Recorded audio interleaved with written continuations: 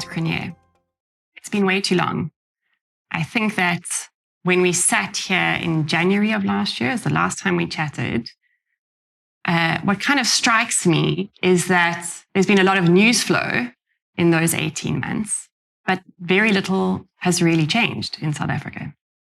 I know that you've got some slides that we're going to kind of put us into the picture of how you're seeing South Africa at the moment.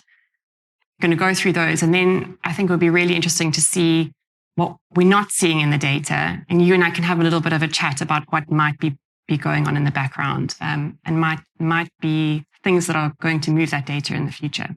Yeah, it's great to be back, Nancy. What I thought I'd do, I'll take you through 10 minutes of data, sort of get us all on a sort of page of where the country's at, politically, economically, its foreign policy. Then let's go into that and talk about the implications.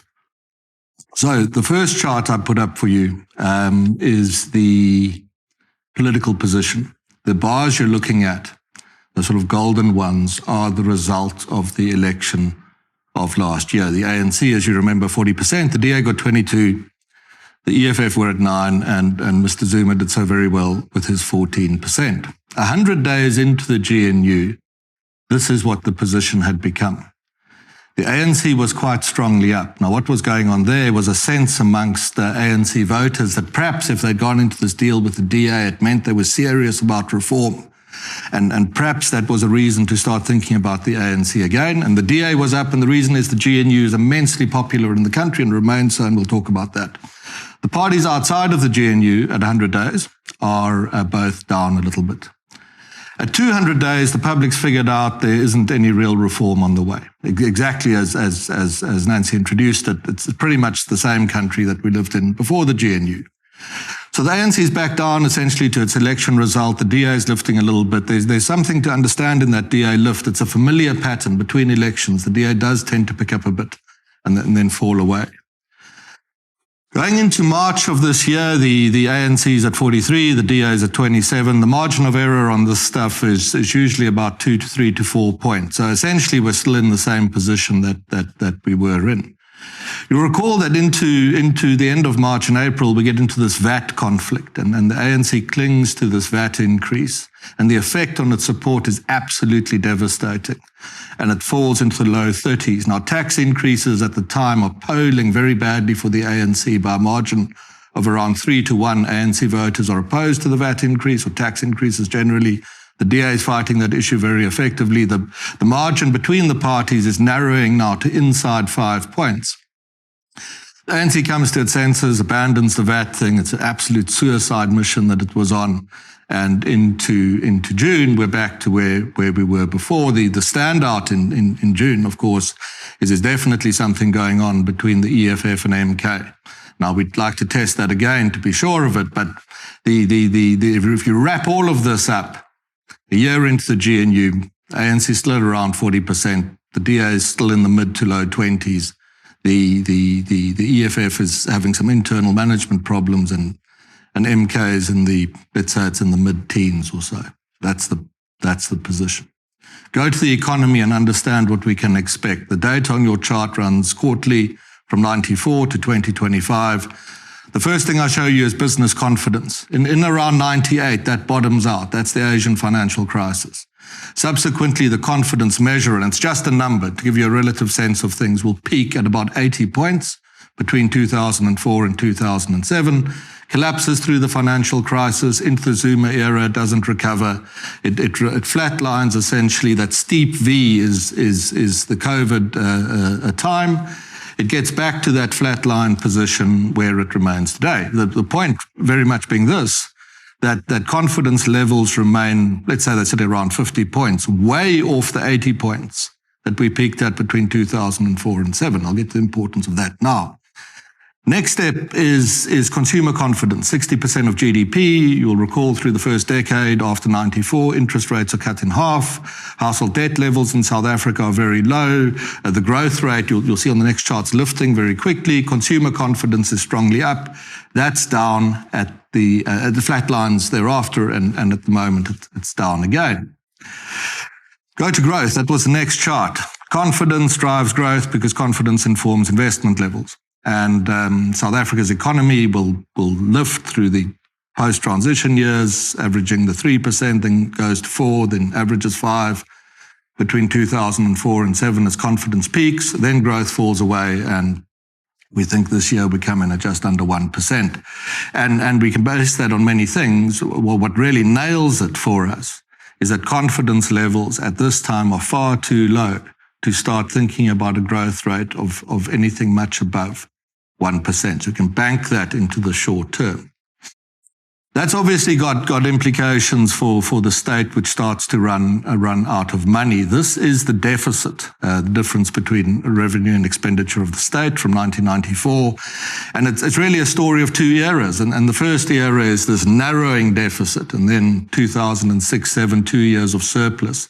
Those were the first multi-year surpluses since the formation of the Union of South Africa, 1910. Subsequently, the deficit deepens. And as you know, there's nothing wrong with an emerging market running a high deficit. You're borrowing in order to grow your economy. The trouble only comes in our case, when you compare it to the growth rate, where the deficit is now a multiple of the rate of growth into the present position, quite at odds with the position of the first era, where that narrowing deficit is occurring at the same time as a growth rate that is ramping upwards. So if you're the ruling administration, the ANC or the unity government, the resources you have to command public confidence and deliver services and raise material living standards of people are somewhat limited. Stay with that point because it later becomes pressing. 94 to 2027, this is government debt off the left-hand axis as a share of GDP, inherited at about 45%. Will be cut in half 13 years later by the new ANC government. Subsequently, debt levels escalate sharply, and the sharpest implication of that, off the right-hand axis, debt servicing costs as a percentage of GDP. When we started out as a young democracy, that figure is relatively high. It comes down very steeply, bottoms out around 7%. We now spend 1 of every 5 rands on servicing our debt. From there, go to the question of electricity. The data runs from 94 to 2025. This, off the left-hand axis, is per capita GDP. And if you see us talk, and we made this point when we met here just more than a year ago, the first era after 94 sees a marked improvement in basic standards of living in South Africa. We saw that in service delivery numbers. You see it here brought out in the per capita GDP number.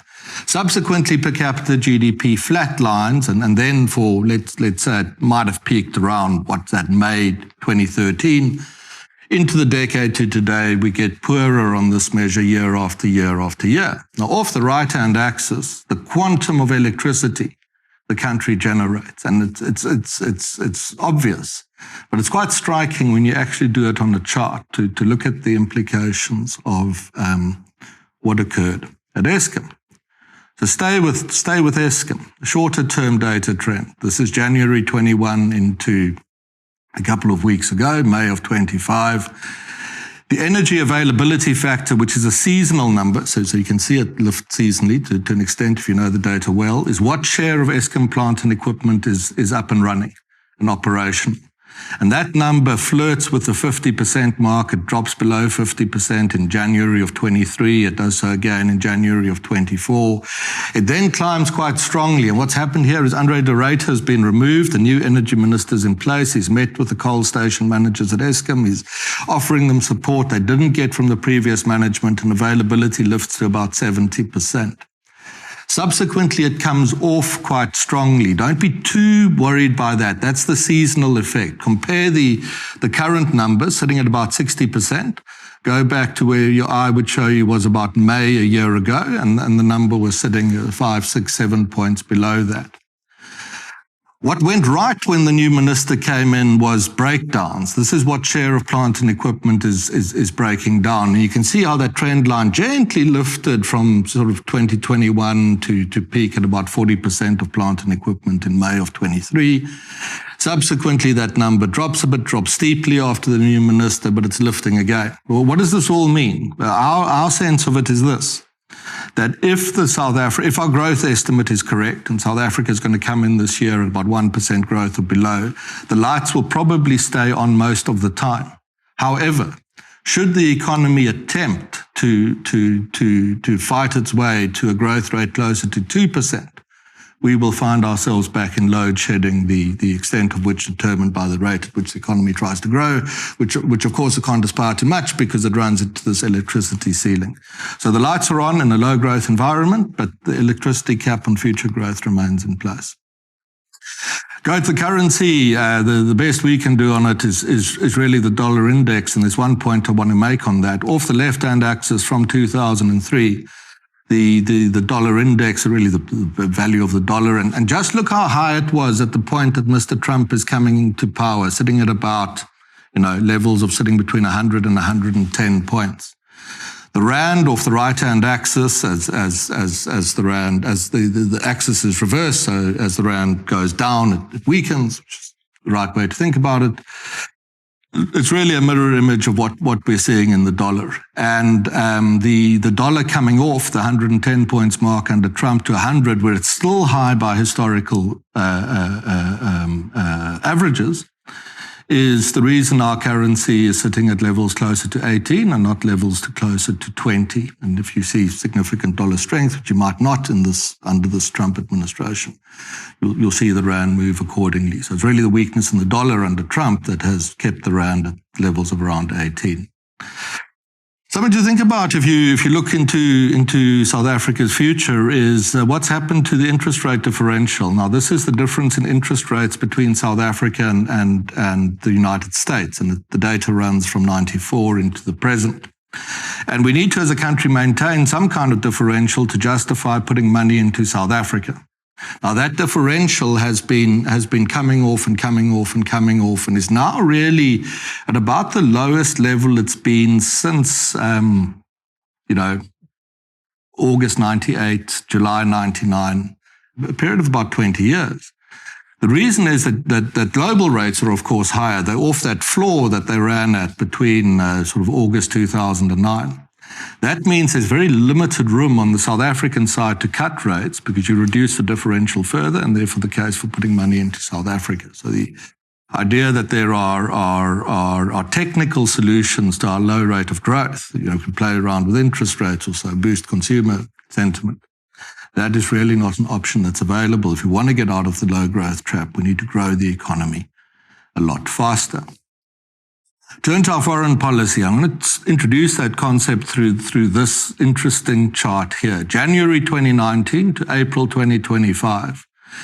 This is vessels, big ships sailing through the Suez Canal or around the Cape. That is the traffic through Suez, and it falls off sharply end of 2023 as the Houthis start firing missiles into the Red Sea. And that shipping is redirected around the Cape. It doesn't stop at the Cape, so ports aren't up to that, but it's moving around the Cape. And the point is this, that South Africa's geostrategic importance, we've been arguing now for certainly into the new Trump administration, we've made the argument in Washington too, is much greater than many people understand. The Cape is one of the world's choke points. It's one of 3 choke points that controls access to the Indo-Pacific, through which half of global trade that travels by sea passes, and 80% of China's oil. It's also the back door into the South Atlantic. And in that respect, if Trump has this aspiration of a sort of American hegemonic dominance in the Western Hemisphere, Simonstown deserves to be spoken about in the same breath as Panama or Greenland, and is an asset the South Africans can leverage to do a deal with the United States. But we'll get into that a bit. Lastly, we talk about the potential of the country, and it's not difficult to get the downsides on South Africa right at the moment. I don't think there are many analysts around that don't have that front of mind. But I want to make a point about potential. 94 to 2025, this is per capita GDP as it turned out, and it grew strongly, and then it flatlines and dips into the present. Had we just maintained after 2008 the average rate of growth of emerging markets, let's say that was 4%, in real terms today, and accounting for COVID and all of that, we would have been almost twice as wealthy on a per capita basis as we are. And but before we started this, Nancy and I were discussing about low-hanging fruit and things in South Africa coming right. And we're unique in the world. There are no emerging markets that have unemployment rates of 30%. The world's average is 5%. We've been averaging a growth rate of 20% of the emerging market average. So the entire country is almost a low-hanging fruit. And as you think about your long-term future in South Africa, of course you've got to be hedged on the downsides, but it's not very difficult, in fact, with some basic reforms over the next decade to put South Africa on the kind of track that blue line over there suggests. And it's perfectly plausible, entirely within the powers of the powers that run the country, that in 10, 20 years' time, South Africa can stand as an increasingly attractive, stable, competitive, high-growth, prosperous emerging market. And on that very positive note, Nancy.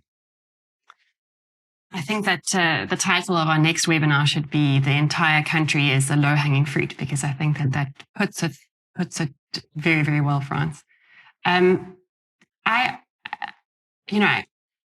think if we refer to your first slide, where we've seen this post-GNU kind of polling from the ANC, and that April number was, I think, quite a shock to most South Africans, putting the ANC at 33%. That's a number we hadn't yet seen. And if I think back, this is the party of 70%. This is the party that united South Africa once upon a time. In 2024, the ANC got 6 million votes. In 2014, they had almost double that. I guess my question is, what is the ANC misreading so severely about their voter base? Yeah, there's a lot, almost everything. Voting behavior in South Africa is motivated only, I'll make it explicit, only by the material circumstances of people. ANC support in 2004 is 70% because life in the country is improving so very quickly. By that stage, we've almost doubled the number of people in employment, per capita GDP is rising, all of that is going on. And at the point after that, where we get into the lost era of state capture, growth falls apart, we create very few jobs. On something like the share of families living in shacks, the numbers that have absolutely come down very steeply are lifting again. ANC starts to lose support. And the reason for this is deceptively simple. South Africa is a democracy that actually works in far more respects than I think South Africans understand. We became a democracy so that if a point was reached where the country wasn't well governed to the advantage of its people, they might do something about that. That is all that happened last year, is the democracy was beginning to work. The ANC, however, on key issues remains positioned at, and increasingly so, at odds with the aspirations of its own voters. So I made the point on VAT during this VAT business.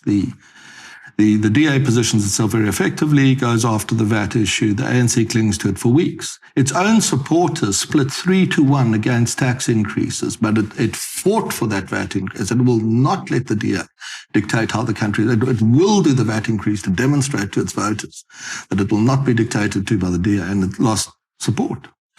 On a question like expropriation, which has been a centerpiece of the last 7 or 8 years of the ANC opinion split strongly against the idea of expropriation because ANC voters say we simply do not trust the powers that be. We do not want to drive the middle classes into the sea. We actually want to accumulate wealth and assets for ourselves. And at the time of the election last year, we ran a tracking poll at the Social Research Foundation. That's a polling group that I chair. And so that means we polled the country every single day for 30 days into the election. And for some of that period, the ANC was sitting at 44, 45. It might on a very good day have had a 46, 47. It might on an exceptional day still have had 50. And about 10 days out from that election, the ANC really doubles down on national health insurance as a great statement of social solidarity. We're going to nationalize the whole thing, great revolutionary moment. And its support came off on that 3 to 4 points because much of the voting public is exposed to horrors of the public healthcare sector. And aspirations are important. The ANC makes a mistake of thinking, well, there are only so many people that have private healthcare. But the aspiration to have it is shared by millions. So the idea of nationalizing the private healthcare sector is actually an affront to those aspirations. On empowerment policy, as it is currently conceived, public opinion again splits strongly against the ANC. So on empowerment policy, on property rights policy, on health policy, on so many issues, you find a party detached from its support base, and the support base starting to overtake it as a consequence. It's quite a stunning thing to see as an analyst in real time. And very little by way of a compelling response from the ANC side to counter what this might do to its support in the fullness of time. What really gets at the core of that? Because you have the data to poll and to see what the average voter thinks. What about that is not resonating with the party leadership? Is it a case of ideology versus practicality, and they just cannot divide themselves from the ideology that might be taking them down a path that their voter doesn't want them to go? What is at the psychological core of why they can't turn this around? And it's very important I think we understand a piece of that, the piece. There's a bit of the ideology, of course, and there's a question of corruption as well. So if the country were well governed, you might go to prison, which you'd rather avoid. But there's something else, and it's structural. The executive committee of the ANC, think of it as the board that runs the corporation, the big corporation, has 80 ordinary members on it, drawn from every background you can imagine. Factionalized, sometimes beholden to external parties and partners, some reformers, and a significant chunk that would fear going to prison. If you ran a vast corporation, multi-billion-dollar entity, your clients are leaving, you've run out of money, your product is no longer competitive in the market, your competitors are catching up with you. And you referred the problem to an 80-member board, absolutely divided, to the point sometimes of assassination. How do you make a firm decision on which way to go? You do it by having a very brilliant and ruthless leader who uses their considerable power to say, chaps, this is what is going to happen, and this is how we will do that. But we don't have that. We have a consensus-seeking leader who has now proposed a conversation with which to end his term about what might be done by his successor, I imagine. And for that structural reason, how does the ANC make the firm decisions that are needed to save itself and its political future? And on a one-on-one basis, and I think my sample is broad enough for this to be beyond the anecdotal, senior ANC leaders of all persuasions seeing some of this data, don't argue the point. They don't say it's wrong, are you mistaken? The point is conceded. They are acting at odds with the aspirations of their supporters. But structurally, I don't know if there's a way back for them from that position, because the process of making the decisions on the reforms can't take place because the board is too big and conflicted, and the leader is of a view that we must find consensus between everyone before we move ahead. Hence, he allows events to overtake him, as we saw in the election last year. Yeah, it makes a lot of sense. It's this unwieldy organization, right, which was created at a stage that had a different purpose as to necessarily being in government. Yeah, but remember, when it was created, for certainly the time that it was in exile, and even before that, it didn't have to go to an 80-member committee to make decisions. Hardline leaders could make decisions. And in fact, that is, you can debate about how the world should be led. But very successful companies, corporations, football teams, whatever, are not led by 100 people reaching consensus on what to do. They are led by a very small number of people who are visionaries and take firm decisions and have the power to do that and are held accountable. So the ANC's structure immunizes it against reform. we are a free society, completely free. We can do whatever we want here. And no one is, the leader of the opposition is not strung up in the basement of the union buildings. And in a very free society, hence events overtake the ANC. And don't, we're a country with serious problems, but pause on, don't take these things for granted. Emerging markets, like we are, when they get into real trouble, like we are, change violently or peacefully. And there's not a middle route. And the violent route means there's shooting in the streets. The peaceful route means things are a bit chaotic and the politicians shout at each other in parliament or underwhelm. But you're very, very fortunate if you're in the minority of post-colonial emerging markets who at their first juncture actually are changing peacefully. And we are that. And I don't think that should just be passed over, which some people do, too easily. It is. If you talk about countervailing forces in favor of the country's success, surely the most prominent is that there is a reform movement in the country. There is a change movement. It's people and the decisions they're making. And those decisions, the country's changing incredibly quickly as a consequence of the decisions taken by ordinary people who are fed up with what they've experienced, are broadly pragmatic in the main. We know that because we poll it. South Africa is not a deeply divided society in the main. The view of what should happen is essentially sensible, pragmatic, centrist, Western-type values aspiring to an urban middle-class standard of living. The democracy might still put us in reach of achieving that. Frans, take me back to what you thought in June 2024 when this GNU was formed. I think we always knew that it would be a rocky marriage. What has surprised you about the way that this unity government has progressed?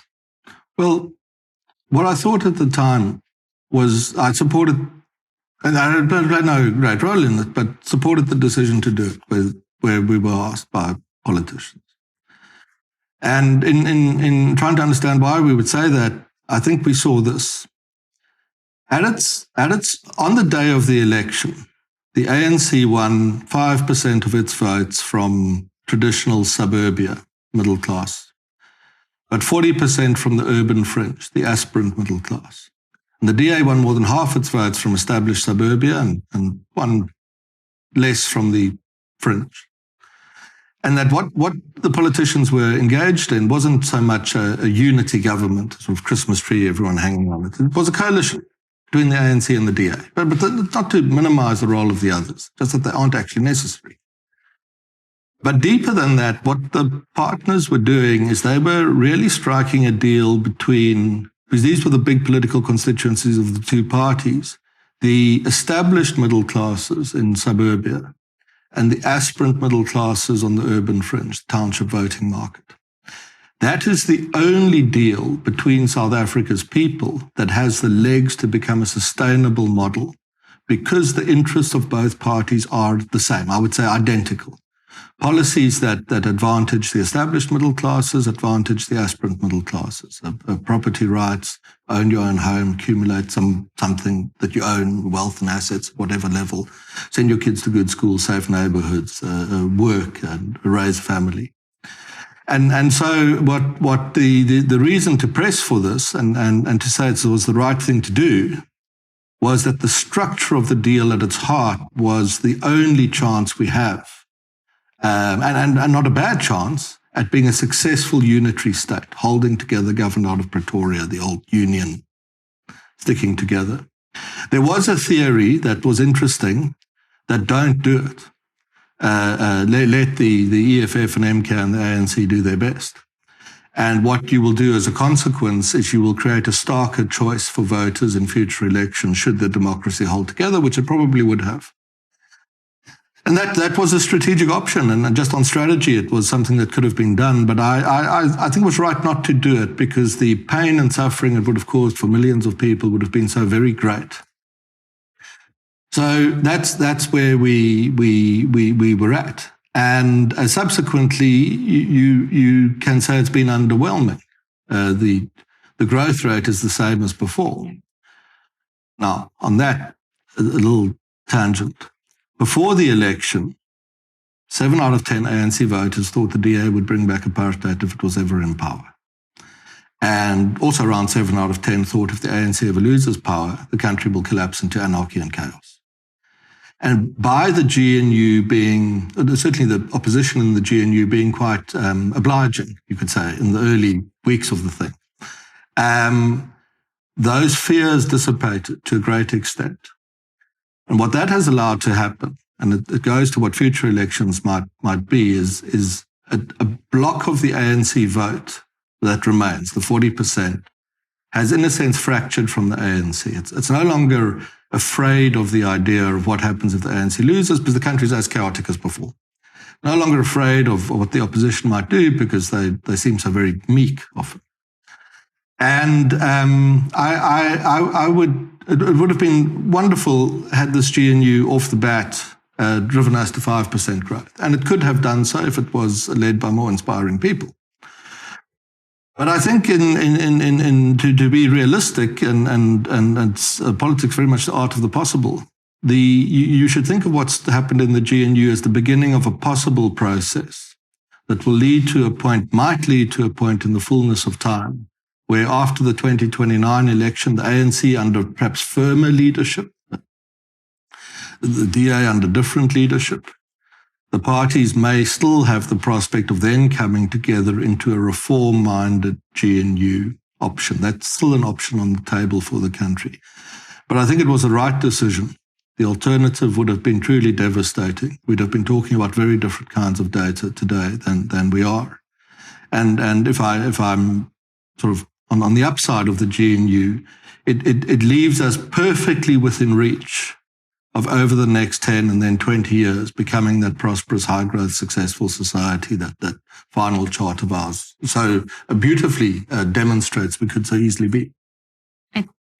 It's sort of fascinating to me to watch, particularly in some of these ministries where there's deputy ministers that are from the DA working with ministers from the ANC.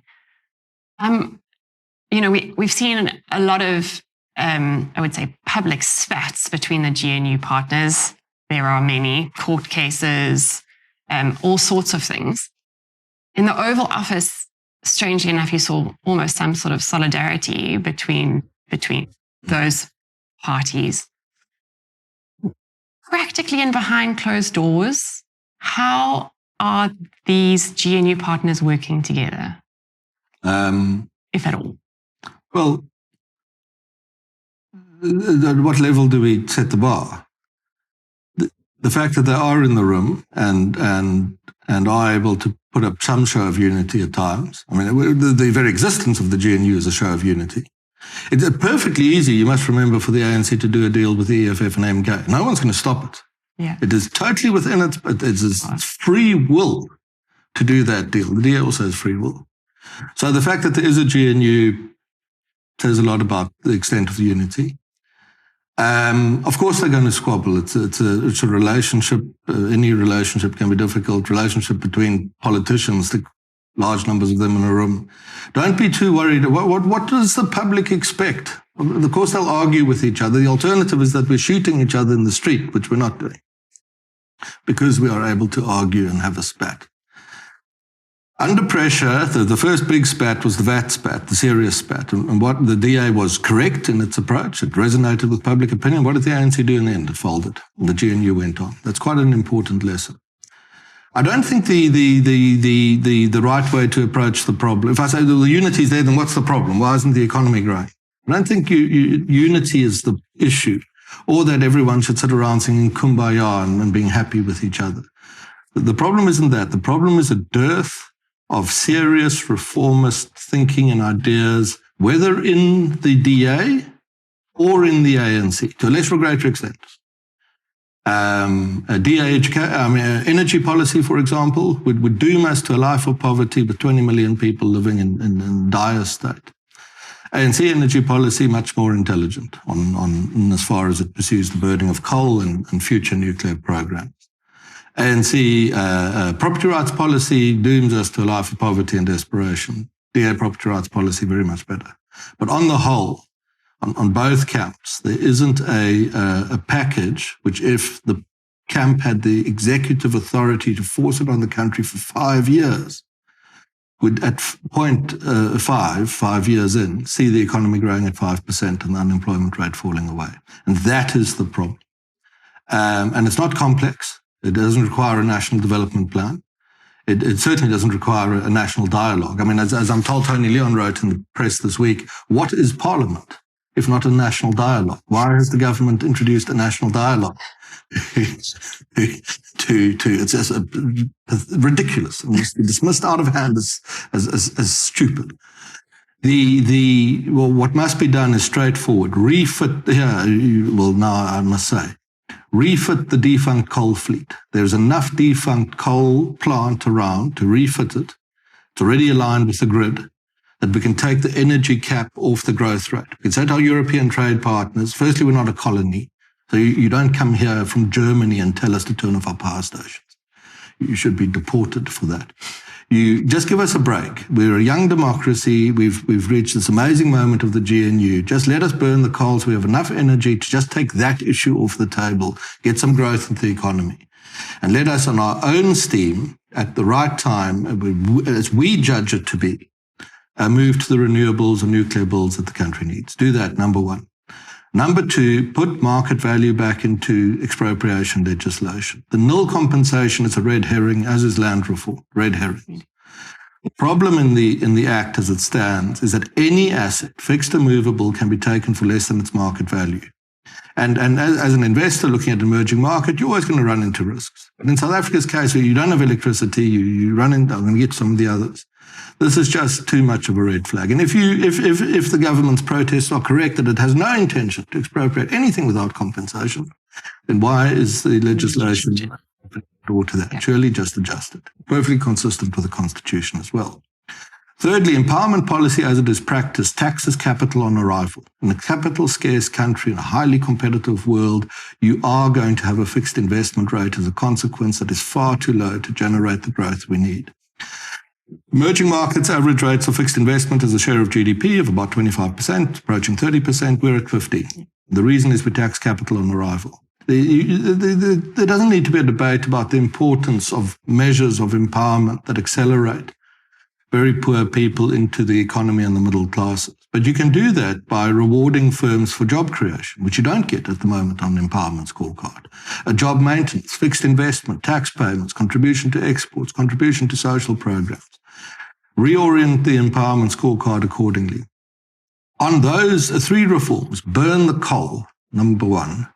Number two, solid on property rights. Number three, stop taxing capital on arrival in the pursuit of empowerment, which is an inherent mad contradiction. Just on that, I think on a 2-year view, you've got the economy growing at 3% again and then ramping up to 4 or 5 and will be absolutely fine, or very much better off. And do that for 20 years, and the unemployment rate is fighting its way down to 10%. It's not difficult. So as we say, we talk about low-hanging fruit in South Africa. The whole thing is a low-hanging fruit. It's literally lying on the ground. You just pick it up. And I think, many of the measures that you're speaking about will cost nothing. It's legislative change. It's not even about capacitating the state in a way to deal with, many of the SOEs and the really tough jobs that need to be done. It's just actually getting out of the way of enterprise. It doesn't require a competent civil service, which would be good to aspire to, of course. These are things of getting out of the way to an extent, partnering with private actors that would be interested, and they're not politically difficult because at odds with so much opinion, which is just wrong on the facts of it. The South African public we're a totally unradicalized society, another countervailing force. Opinion is moderate centrist across lines of class and race and history and whatever you have. There is actually on values broad consensus, and there's very broad consensus on the kinds of lives people want to live and the policies that make those lives possible. So you do not pay a massive political price for being firm on property rights. And I mean, the ANC's own history is the case in point. 10, 15 years of high growth, it got to 70%. start punting the sort of foolish populist stuff on mining charter, national health insurance, expropriation, and where you polled as low as 33. It's half what you had. So there's sometimes you do confront this. There's this view that, well, obviously these reforms would work, someone might say to you, but politically they can't be done in South Africa. It's sort of what the Western press might often write about the country. That's false. In fact, for the ANC to get back to 60%, which it easily might, it must jettison the radicalism and embrace the pragmatism and conservatism. And I say conservatism with a view to its fiscal policies of the first 15 years. So that is the winning formula for it to get back to power, and not chasing MK down the MK rabbit hole. Well, I'm glad you mentioned MK, because my next question is, how is the MK party evolving? And it almost looks like from your charts that there's, in a way, that MK party actually might be cannibalizing the EFF.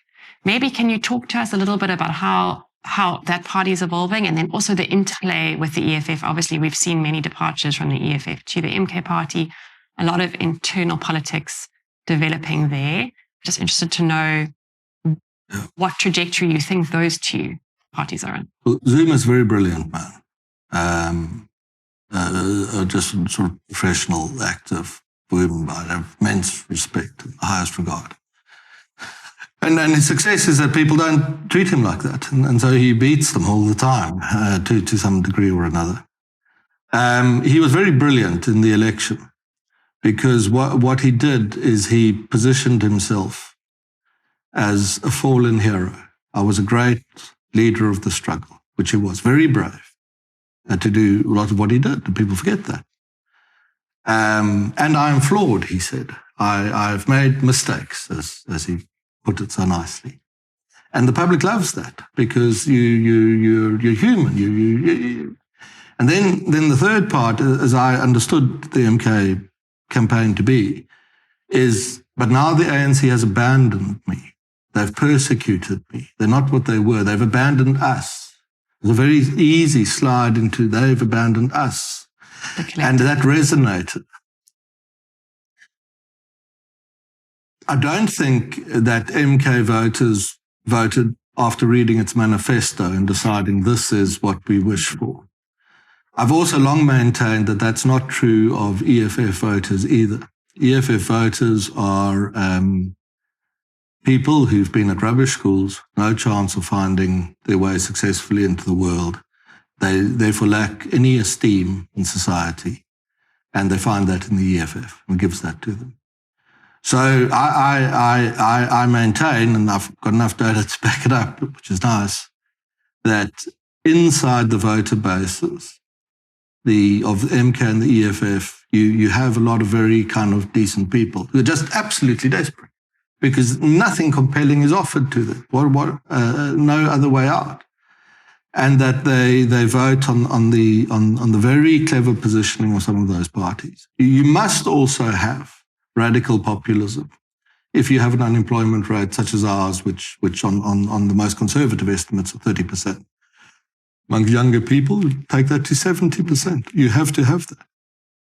But I'm quite certain, and the history here backs it up, that if you create basic opportunities, again, as we once were doing, for people to come to cities and find employment and feel worthy of that and realize their lives are getting better, you will suck the radical populist fervor right out of the South African sort of political system. On the other hand, it's quite dangerous to do the unity government. You asked me, was it the right thing? Because ahead of it, people had sort of traipsed through our office, and as far as we have one, before the election. And sometimes they'd said, well, how is the ANC defeated? And one of the questions we asked them is, if you really wish to do this, who would you replace it with?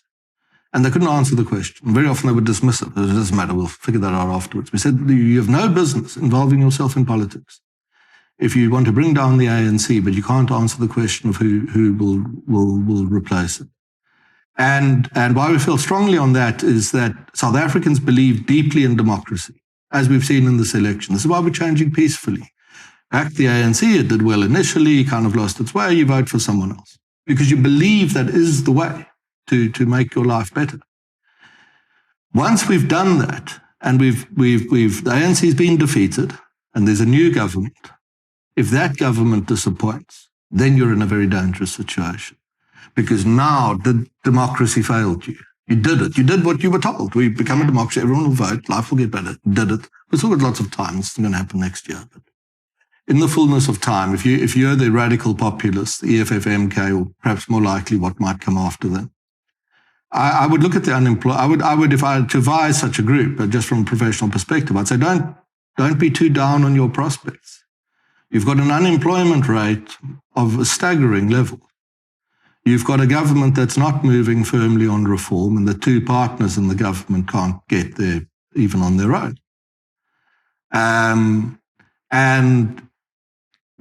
let South African voters experience the consequences of voting differently and then being disappointed.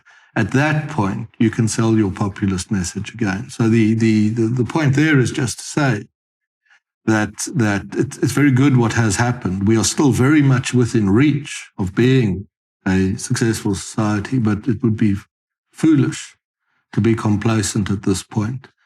And in as far as the unity government is complacent, the finance minister, high regard for, forecasts growth rate on the 3-year view that sits at 2%, that ambitious.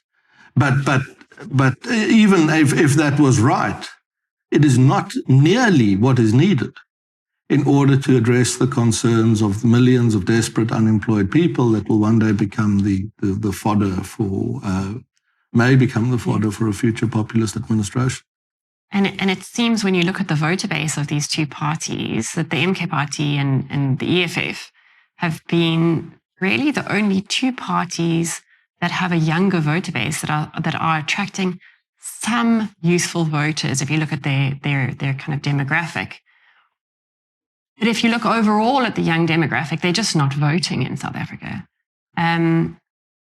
What is it that the political leaders are failing to appeal to a young South African? Is it just all politicians are bad? Is that where we are at this point? Well, what it is simple. You cannot command the sense in a young voter that if you vote for me, within 5 years' time, your life will be a lot better. So there's nothing wrong with the young voter. It's that offer is actually I believe we've done it. I don't remember the exact number, but the broad. I think a minority of ANC voters believe the country will become a better place after voting. So these are the people who are voting, and they're not in the main entirely wrong either. When another point I'll make for you is it perhaps a good thing that young people don't vote? Because if you're not inspired to vote for something positive, if you become very desperate, let's say youth voter, let's just say this, a lot of groups run around and say, well, get the youth to vote, get the youth to vote. You should first understand who they might vote for before you do too much voter education. In any case, it won't work. Where you ask youngsters about voting, will you vote? Very often the answer you get back, I sort of do the potted sort of history of some more complex studies. They say, no, they won't. Politicians are dreadful, useless people. We won't vote for them.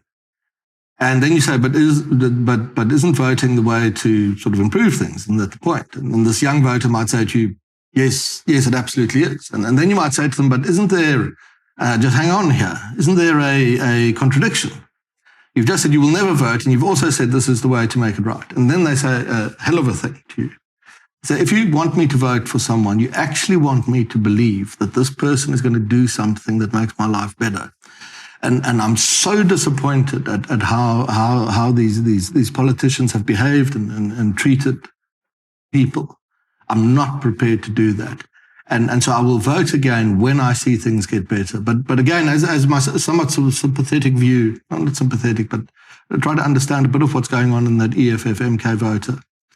With the youth voters as well, the sense is you actually want us to buy into a game, support people who don't actually have and then the public is very astute. It's very shrewd. You do much better getting an Uber driver, a petrol station attendant to sit here than you would me. And very shrewd. We see that in the data all the time. You don't bullshit the public. Doesn't work. And those young voters who are staying away are doing so because in some respects they're quite good analysts. And if you want them to come back, you need to have an offer that they will come back for. And then they might vote in greater numbers. Up to that point, is it perhaps safer that vast numbers of unemployed, desperate kids are not voting for something that gives them a sense of esteem? Yeah. Frans, let's talk succession. Who's your best bet for president in 2029? Absolutely no idea who it's going to be. We really don't. And I mean, it's what we're supposed to know. So the fact that we could... It's not that far away. Far away. And I mean, this is our business. This is what we do. This is the person who can run. You're not asking me who the mayor of Potchefstroom is going to be. I have no idea.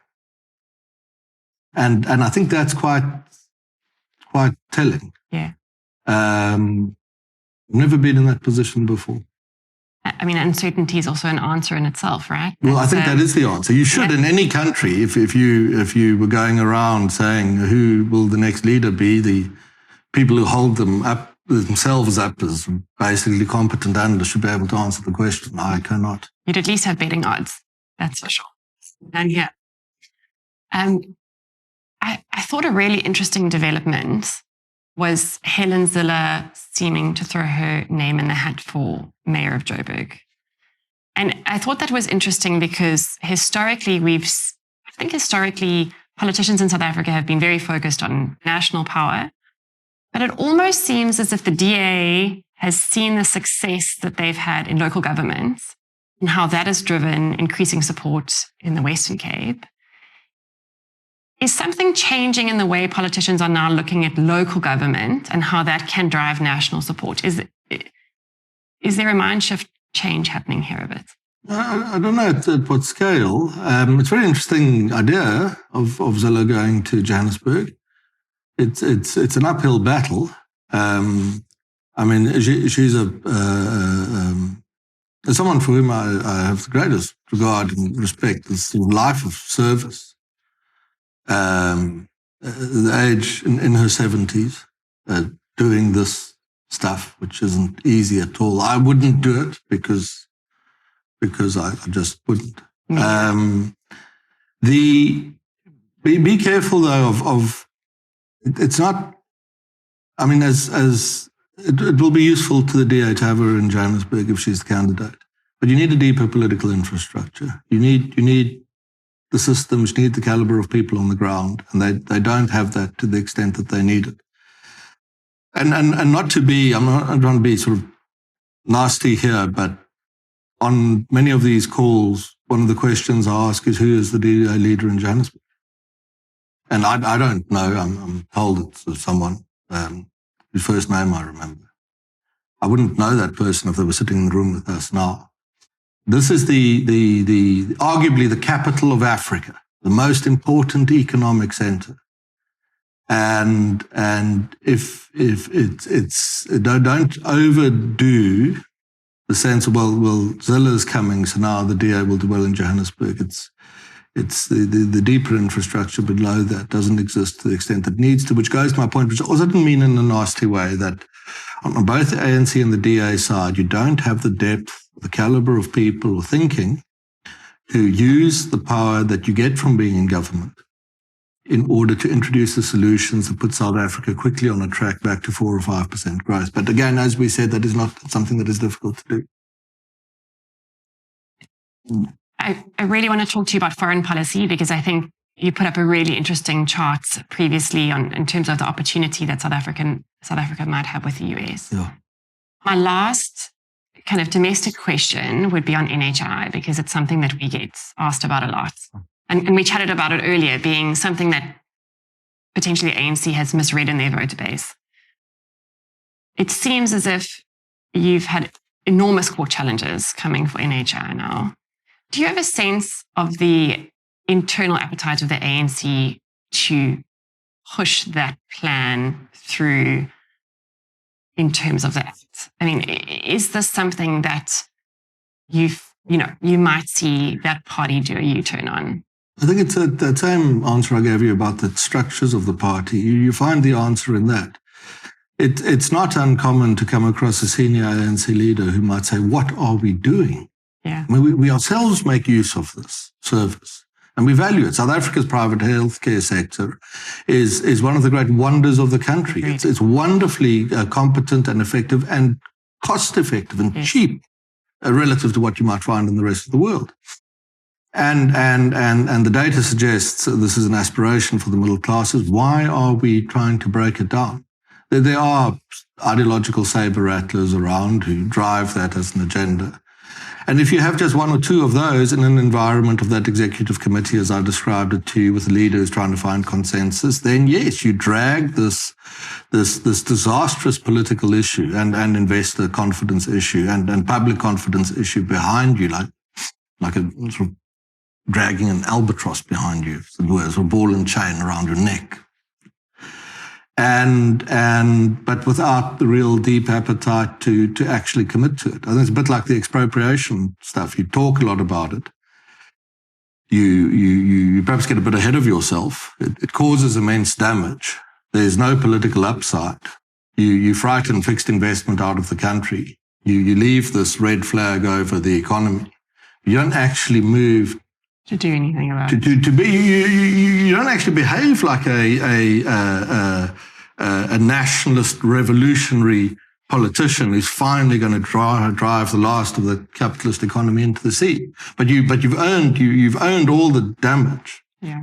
To such an extent, just to extend the point, had the ANC not said the words expropriation without compensation, as Mr. Ramaphosa was coming to power, I think they'd have won the election last year. That in and of itself might have been enough to shore up just enough confidence, enough fixed investment, and enough growth to get them over that line. Sure. Let's turn to foreign policy. We've got the G20 we're hosting. It's unclear whether the US is going to be attending it or not. But what should we be trying to achieve as a country out of that? It's the most wonderful opportunity, the US and Mr. Trump. I don't know why our press regards it the whole time as a threat. Our position around the Cape Sea route gives us control of a great choke point between the Indo-Pacific and the Atlantic. And we've written a lot about that, written about that in the American press. It's a real thing. We can leverage that. The US is a bit behind where it wants to be in terms of fixed investment into Africa. And its global rivals are doing better than they would wish for them to do.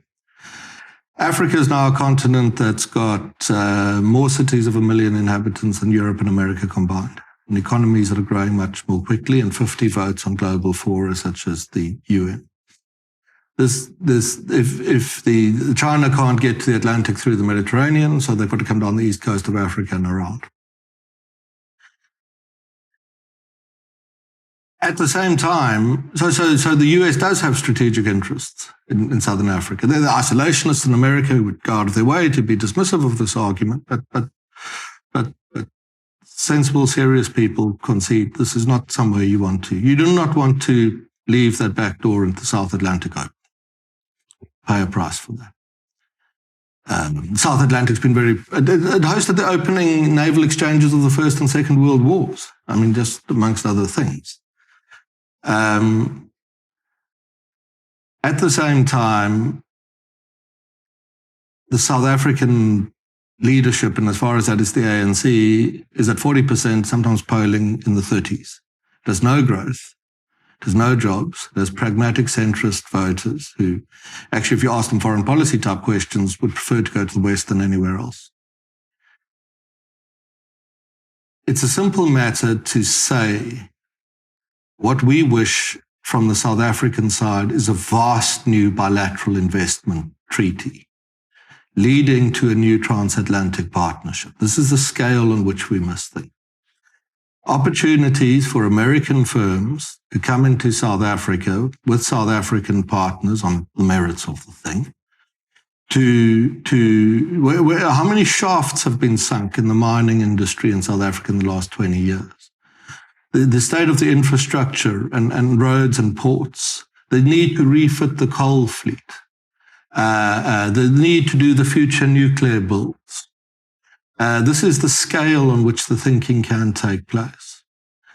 And more than that, the partnerships with American firms then offer those American firms entry points into the rest of the region, which is it's quite difficult if you're an American company to go invest in the DRC because it's in a state of conflict and there are all sorts of issues around governance and child labor and so on. Having very competent African partners is great.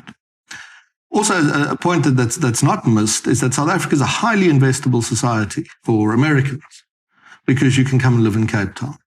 The wives or partners are unlikely to be enticed by living in Goma in the DRC, but they would be very keen on living in Constantia. That they would quite like. So it's a highly investable country. On the back of that, you do a new transatlantic partnership. South Africa, the UK, the US, and the current Argentinians would be very good. And it doesn't, exactly what that entails, you can still get to, but that strategic partnership. And I can tell you that there was advice that this is what you do in the Oval Office. You do not try and argue the point with those Americans. You say, we are here because we want to offer you a deal. We need that for our sake, and you have interests too. Here are the hard ideas. The Americans can also help us fend off the pressure from the Europeans about the coal burning. This is the offer. This is the strategic package behind it. It doesn't require turning our backs on China or Russia or anything of that nature at all. I know enough that had that been the offer, serious offer, not arriving day one in the Oval Office, but perhaps spending 2 weeks on American university campuses and think tanks talking, putting out the deal, putting it in the media, perhaps having an ambassador in Washington. That would be an idea that who was popular at Mar-a-Lago on a Saturday night, which is how the game must be played. A deal of that scale would have been possible, and it's complete falsehood to say that what was achieved in that office and at the lunch afterwards was an achievement at all.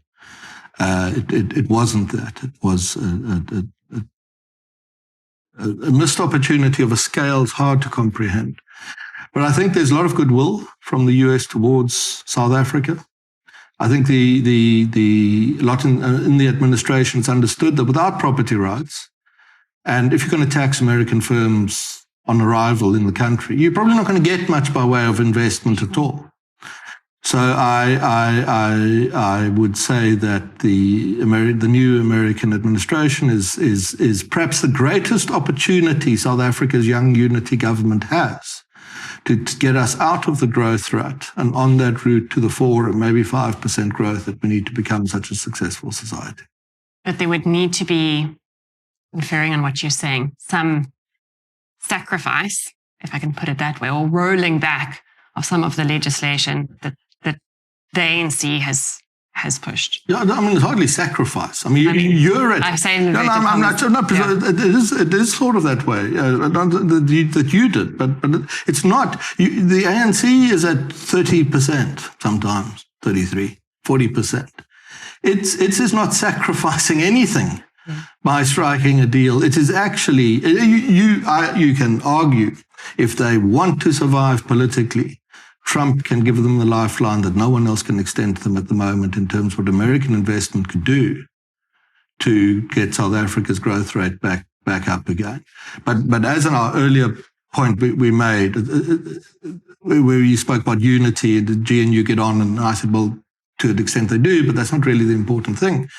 The important thing is the caliber of the thinking and the ideas, and it's just not there. And you saw that in that Oval Office meeting. What was the caliber of that thinking?